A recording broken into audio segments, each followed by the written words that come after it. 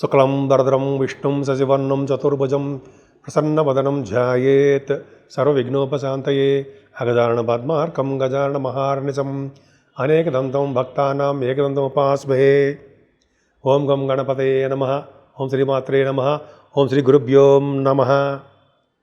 మా ఆది ఆస్థానాలను చూస్తున్నటువంటి మీ అందరికీ, అలాగే ఫారిన్ కంట్రీస్లో ఉంటూ నాకు ఫోన్ చేస్తూ మీరు చూస్తున్న నా వీడియోలు చూస్తున్న వాళ్ళందరికీ కూడా పేరు పేరున నా హృదయపూర్వక నమస్కారాలు.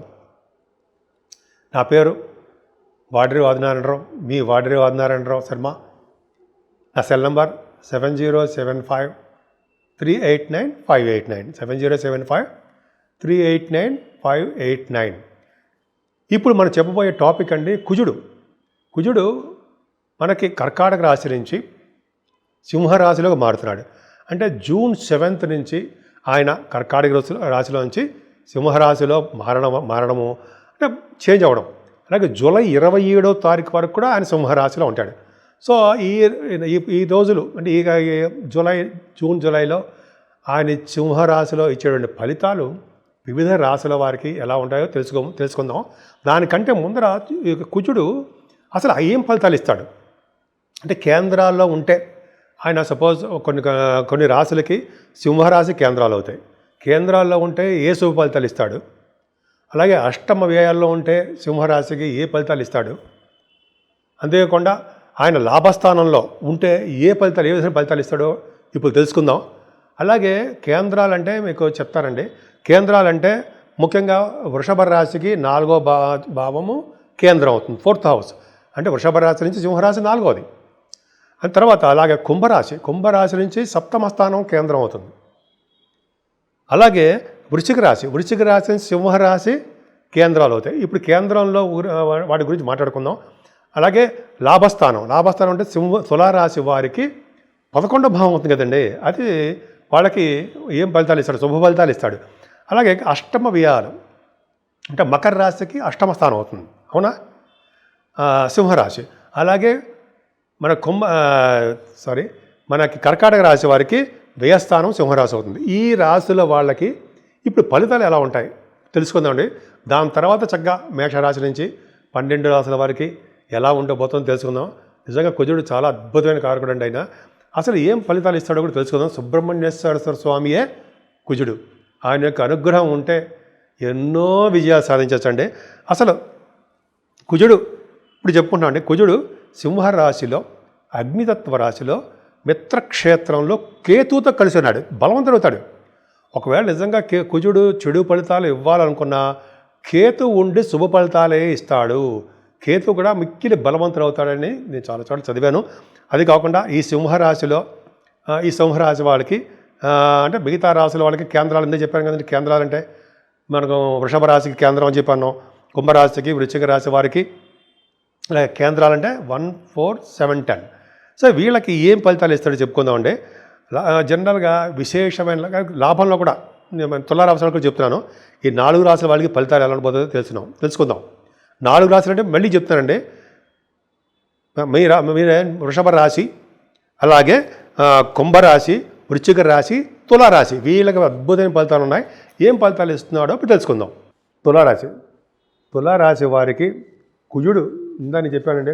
కుజుడు అనేవాడు 11వ భావంలో మీకు వస్తున్నాడు.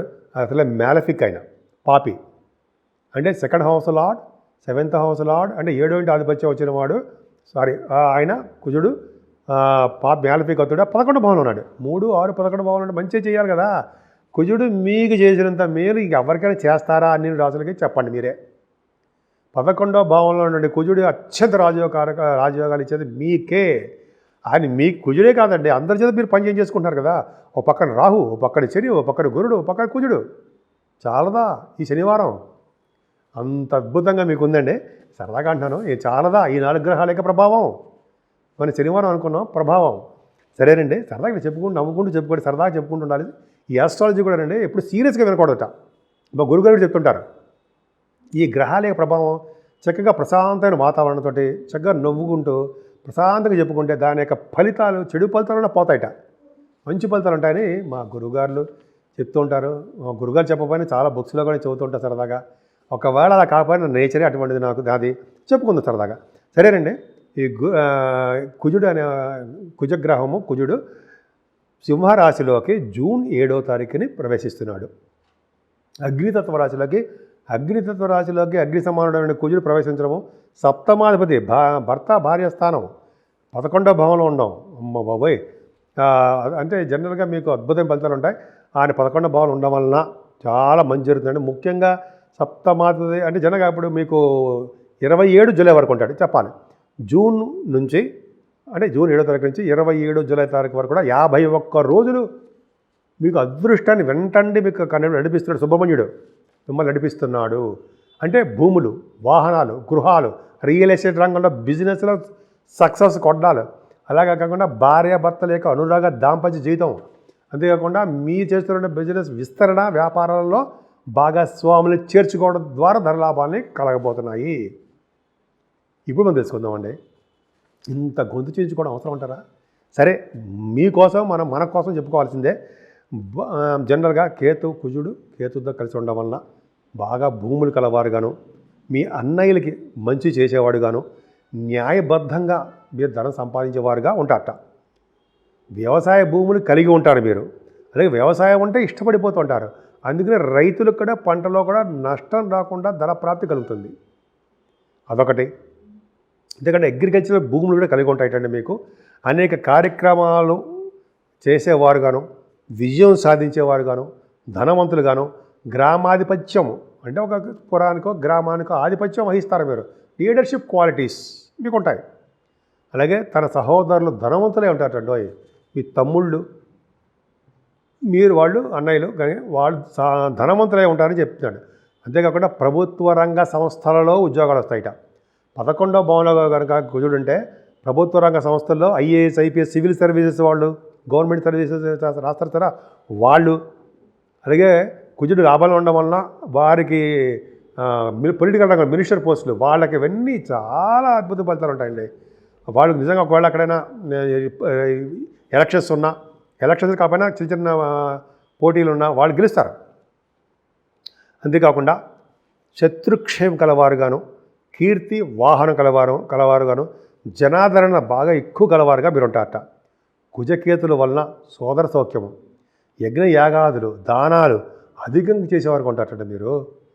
అంతేకాకుండా వృత్తి వ్యాపారం లాభాలు, భూముల వలన, రియల్ ఎస్టేట్ రంగం వలన బాగా మీకు లాభాలు చేకూరతాయి. అంతేకాకుండా అధికంగా చేకూరతాయిట. పైగా మీకు అనురాగం, ఆప్యాయత కలిగి మీకు అదృష్టవంతులుగా ఉంటారు మీరు. అంతేకాకుండా వివాహ శుభకార్యాలు, వేడుకల్లో కూడా మీరు పాల్గొంటారు. మీ ఇంట్లో శుభకార్యాలు, వివాహాలు జరిగి తీరతాయి. మీరు అనుకున్నటువంటి కోరికకున్న వరుడు, వధువు వచ్చి తీరుతుంది, వస్తారు. అంతేకాకుండా అండి ఇంకొక మంచి ఒక పాయింట్ చెప్పాడండి. జనరల్గా ఏంటంటే గృహలాభం కూడా చెప్తాం, గృహలాభం అని చెప్తుంటాము. సత్పురుషుల యొక్క సాంగత్యం. ఇంకో విషయం ఏంటంటే పోయిన వస్తువులు దొరుకుతాయిట. ఇవి ఏదో పోయాయనుకోండి వస్తువులు, అవి దొరుకుతాయిట. అదొకటి. దేవతా దర్శనము, దేవుడి యొక్క దర్శనము, అన్న వస్త్ర సంపదలకి లోటు లేకుండా ఉండడము చాలా అద్భుతంగా ఉండడం జరుగుతుంది. సో కుజుడు చూడండి ఎంత అద్భుతం ఫలితాలు ఇస్తున్నాడు మీకు. అదే కుజుడు మీకు మరింత శుభఫలితాలు కలగంటే ఏం చేయాలి తెలుసా అండి? సుబ్రహ్మణ్యేశ్వర స్వామి నీవే రక్ష అండము. అంతేకాకుండా ఓం సం శరవణ భవాయ నమః, ఓం సం శరవణ భవాయ నమః, సం మెలికిల్ సం శరవణ భవాయ నమః అనే మూలమంత్రాన్ని 100 నిమిషాలు జపించిన, దేవాలయాల దర్శనం చేసుకున్న, స్వామివారికి సుబ్రహ్మణ్యేశ్వర స్వామికి వల్లి దేవతల సహిత సుబ్రహ్మణ్యేశ్వర స్వామి వారికి కళ్యాణం చేయించుకున్నా, అదేకాకుండా సుబ్రహ్మణ్యేశ్వర స్వామి వారికి తేనెతోటి, విభూతితోటి మంచి బ్రహ్మాండంగా పూజలు చేయించుకున్నా, ఆవు పాలతో కూడా పూజలు చేయించుకున్న, అభిషేకాలు చేయించుకున్న అద్భుతమైన ఫలితాలు కలుగుతాయండి మీకు.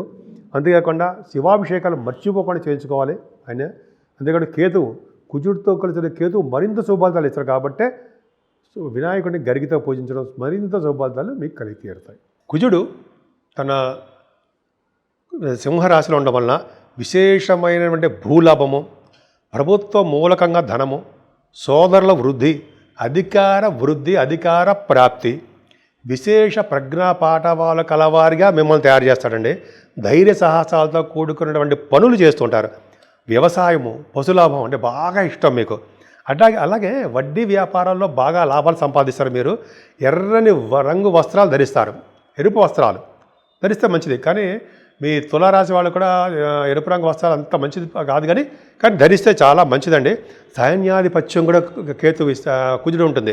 గ్రామాధిపత్యం, సోదరుల వలన లాభము, సోదరీ వలన లాభము, అలాగే అధికార ప్రాప్తి, మీకు పుత్రులకు వాహన లాభము, ఆటలు, వ్యాయామం, ఇవన్నీ కూడా కుజుడిచ్చే ఫలితాలు. కుజుడు 10th హౌస్లోను కేంద్రంలో, అలాగే 11th భావాల్లో ఉంటే ప్రభుత్వ మూలక ఉద్యోగ ప్రాప్తి. కుజుడు 10th భావంలో ఎవరికి ఉంటాడండి? 10th భావంలో వృశ్చిక రాశి వారికి 10th భావంలో ఉంటాడు. వాళ్ళకి కుజుడు వలన మీకు ప్రభుత్వ రంగ సంస్థల్లో ఉద్యోగాలు రావడానికి, పొలిటికల్ రంగంలో కూడా ప్రమోషన్స్ అంటే వాళ్ళకి పదవులు రావడానికి మీకు ఇవి ఉంటుందండి. అలాగే 11వ భావం తులారాశికి అవుతుంది. తులారాశి వారు కూడా ప్రభుత్వ మూలకంగా ధనప్రాప్తి, ఉద్యోగ ప్రాప్తి, అలాగే నేను ఇందాక చెప్పినట్టుగా మీరు రాజకీయ రంగంలో ప్రవేశము, శత్రుక్షయము, కీర్తి, వాహనము, జనాదరణ ఇవన్నీ లభిస్తాయిట. ఎందుకంటే సామాన్యం కాదు కదండి. మిత్రక్షేత్రంలో కుజుడికి రవి మిత్రుడు, ఆయన పవర్ఫుల్గా ఉంటాడు కదా. కుజుడు అసలే సింహరాశిలో ఉన్నాడంటే పవర్ ఉంటుంది కదా, చాలా పవర్. అది పైగా దశమస్థానం అంటే మనకు చెప్పవలసింది ఏముందండి, అద్భుతమైన పవర్. అంటే ఆయన చాలా పవర్ఫుల్గా ఉంటాడు. ఆయన దిగ్బలుడు అవుతాడు కదా. సరే, వీళ్ళందరికీ మంచి ఫలితాలు ఇస్తున్నాడు. మరి అష్టమ వ్యయాల్లో ఉంటే కొద్దిగా చెడు ఫలితాలు ఇవ్వరు కదా ఆయన. అంటే అంత అద్భుతంగా చెడు ఫలితాలు ఇవ్వడు, కానీ అష్టమ వ్యయాల్లో ఎవరెవరికి ఉంటాడు. అష్టమ స్థానము అంటే మకర రాశి వాళ్ళకి అష్టమ స్థానము కుజుడు, కేతువు కూడా ఉన్నారు. అష్టమ వ్యయాలు అంటే మకర రాశి వారికి అష్టమ స్థానంలో కుజుడు ఉండడము అష్టమ స్థానం అంటాం. వ్యయస్థానం అంటే కన్యా రాశి వారికి వ్యయభావం అవుతుంది కాబట్టి కుజుడు ఈ 2 రాశుల వారికి మంచి చేయడు. అంటే మీ రాశి వారికి అంటే జనరల్గా మకర రాశి వారికి, కన్యా రాశి వారికి అష్టమ వ్యయభావాలు ఉంటాడు కాబట్టి అంత శుభఫలితాలు ఇవ్వడు. ధన నష్టం కలుగుతుందండి. ఎక్కువగా రుణ బాధలు పెరుగుతాయి. భార్య పుత్రుల వలన లేకపోతే పుత్రులకు విచారం కలగడానికి అవకాశం ఉంది. జ్వర భీతి, అధికమైన కోపము, స్త్రీల వల్ల కలిగే బాధలు, కొంతమందికి కారాగార ప్రాప్తి అంటాం, కానీ అలా చెప్పకూడదు. కారాగార ప్రాప్తి కాదు అంటే చాలా ఆయన శుభులతో కలుస్తాడు, శుభదృష్టి ఉంటుంది కాబట్టి కొద్దిగా న్యాయపరమైనటువంటి చిక్కులు ఎదురవుతాయి చెప్పాలి. శరీర బాధ, శరీరానికి సుఖశాంతులు లేకపోవడం, జంతువుల వలన బాధలు కూడా కలుగుతాయిట. ఈ విధంగా ఉన్నాయండి. మనంతా కూడా మనం కుజుడు ఏ ఫలితాలు ఇస్తున్నాడో చెప్పుకుంటున్నాం మనం. అలా 12 రాశుల వాళ్ళకి మనం చెప్పుకుంటాం. అప్పుడు మరి ముందర కుజుడు యొక్క ఇంట్రడక్షన్ కావాలి కదండి. ఆయన కేంద్రాల్లో ఉండే ఏ ఫలితాలు ఇస్తాడైనా, అలాగే లాభస్థానంలో ఏ ఫలితాలు ఇస్తాడైనా, అష్టమ ఏ భావంలో ఉంటే ఏ ఫలితాలు ఇస్తాడో మనం చెప్పుకున్నాం. ఇది మెయిన్ ఇంట్రడక్షన్ వచ్చేసింది, ఫలితాలు వచ్చేసాయి. సో ఇప్పుడు మనం ఏంటంటే మీ రాశుల వాళ్ళకి కూడా ఇప్పుడు మళ్ళీ చెప్తాను అనుకోండి. మనం కుజుడిని అత్యంత ప్రీతిగా పూజించాలండి. అష్టమ వ్యయభావాల్లో ఉన్నవారు కూడా మీరు ఇంత మళ్ళీ చెప్పుకుంటాం మనం. వారి కుజుడు సుబ్రహ్మణ్య స్వామి యొక్క ఆరాధన ఎప్పుడు ఉండాల్సిందే. అష్టోత్తరం చేసుకోవాలి, ఇంట్లో కూడా పూజలు చేసుకోవాలి. వీలైనప్పుడల్లా గుళ్ళకి అంటే టెంపుల్స్ దర్శనాలు చేసుకోవాలి. శివుడికి మన సుబ్రహ్మణ్యేశ్వర స్వామికి పంచామృతాల అభిషేకాలు చేసుకోవడం చాలా ప్రీతి. కళ్యాణాలు చేసుకోవడం వల్ల ముఖ్యంగా ఈ మకర రాశి వారికి, అలాగే కర్కాటక రాశి వారికి శుభాలు జరుగుతాయి. సో ఇక్కడ వరకు మనం ఒక ఇంట్రడక్షన్ కుజుడు కూడా చెప్పుకున్నామండి. ఇప్పుడు అసలు 12 రాశుల వారికి అంటే కుజుడు 12 రాశుల వారికి ఏం ఫలితాలు ఇవ్వబోతున్నాడు, ఏ స్థానంలో ఉన్నాడు, అవన్నీ ఇప్పుడు మనం చెప్పుకోబోతున్నాం. దానికి సంబంధించినటువంటి పరిహారాలు ఏముంటాయి, ఆయన కుజుడు కేతువుతో కలిసి ఉండడం వల్ల ఆయనకు అత్యంత అద్భుతమైన ఫలితాలు ఏముంటాయి, శక్తి మరింత బలం ఎందుకు చేకూరుతుంది, పరిహారాల గురించి చెప్పుకుందాం మనం. కుజుడు మనకి సింహరాశిలో ఉండడం వల్ల ఏం చెడు, చాలా రాశుల వారికి కొన్ని మంచి జరిగాయి, కొన్ని బాగా మంచి జరిగాయి. కొన్ని రాశుల వారికి అంటే సపోజ్ కన్యా రాశి వారికి కానీ, మకర రాశి వారికి కానీ కొద్ది చిన్న ఇబ్బందులు ఎదుర్కొన్నారు. వాళ్ళకి చిన్న ప్రాబ్లమ్స్ ఉన్నాయి. సో 12 రాశుల వారికి మరింత శుభఫలితాలు కలగాలి. వాళ్ళు ఎప్పుడూ అన్యోన్యంగా భార్యాభర్త అన్యోన్యంగా ఉండాలి, సంతానం బాగుండాలి, చక్కగా పెళ్ళిళ్ళు అయిపోతూ ఉండాలి, చక్కగా ఆరోగ్యవంతులుగా ఉండాలి. కుజుడు ఇవన్నీ ఇస్తాడు కదండి. ఆరోగ్యవంతులుగా ఉండాలి అంటే ఏం చేయాలి మనం? చిన్న రెమెడీస్ అండి. సుబ్రహ్మణ్యేశ్వర స్వామి వారిని దేవాలయాలు సందర్శించాలి. మంగళవారం నియమాలు పాటించాలి. అలాగే ఒకవేళ మీకు వీలుంటే వీలుంటేనే నవగ్రహాల్లో ఉన్నటువంటి మన కేతువుకి, కుజుడికి, ముఖ్యంగా నేను చెప్పేది ఏంటంటే ఎవరికంటే మకర రాశి వారికి, కన్యా రాశి వారికి చెప్తున్నాను. అది వాళ్ళు చేయాలి, మెయిన్ ఇంపార్టెంట్. వాళ్ళు మంగళవారం 7 మంగళవారాల పూట కుజుడికి, కేతువుకి, నవగ్రహాలకి పూజ చేయించుకుని దక్షిణతో పాటు వాళ్ళకి ఇచ్చేసే డబ్బులు సమర్పించుకోవాలి. సో 7 వారాలు చేయాలండి. 7 వారాలు చేస్తే అద్భుతమైన ఫలితాలు ఉంటాయి.